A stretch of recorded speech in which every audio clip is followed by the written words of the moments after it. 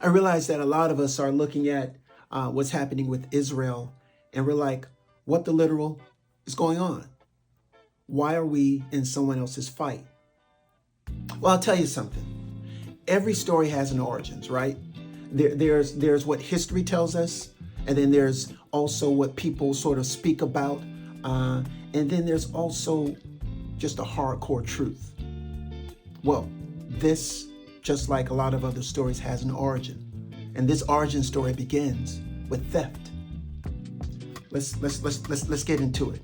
Bloodlines and backstories. Here's a spoken word about this ongoing conflict. Anyone who knows history, who reads the scrolls with open eyes, knows Ashkenazi's rise, ain't rooted in the ancient cries of the prophets or the priests, but in later claim, a graft, not from Sham's flame, but conversion's name. They were converts, the sons of Gomer, Ashkenaz, as it records in Genesis 10:3. They're not from the line of Shem or Semitic, as they have said. That's not the line of Abraham, not the dust of Canaan's land. No, they came from Europe's gates, not Sinai's hand. They took the name, they took the flag, took the soil, and said, this is ours now. Built a house on another man's bones, and wonder why the grounds don't settle. Woe to him who builds his house by unrighteousness, Jeremiah 22:13. And when the neighbor's cries foul, when the dispossessed howl, they call it hate. But is it hate to want your name that someone has stolen from you? To want back what was taken? To want your olives, your figs, your prayers, your station? War is costly, and it always should be the last card played, not the first grenade.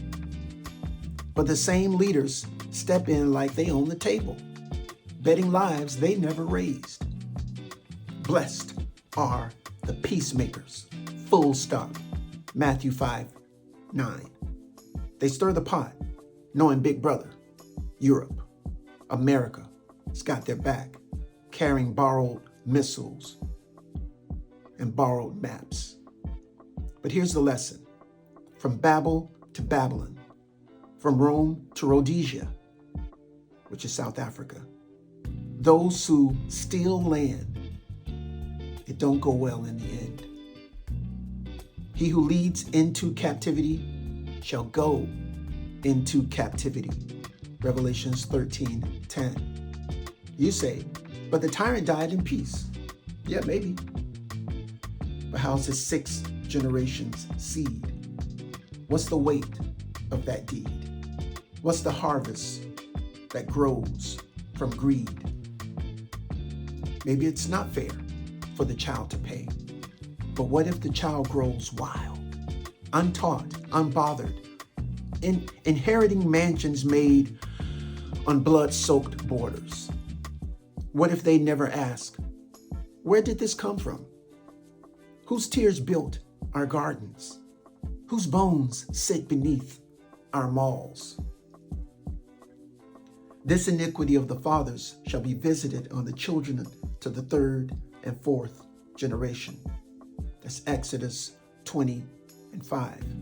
Not because God is cruel, but because pride is generational fuel. Truth don't die, people. It circles back. Justice don't sleep. It takes notes in silence.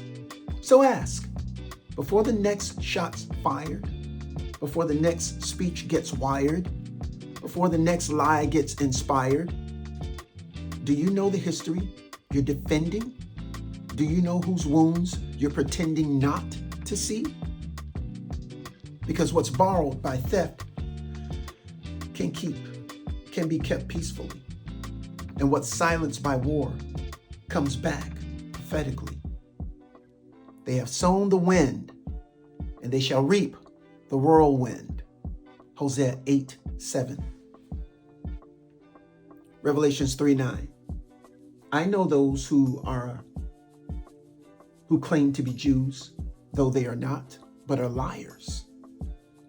I will make them come down and fall down at your feet and acknowledge that I have loved you. Those words have yet to be fulfilled.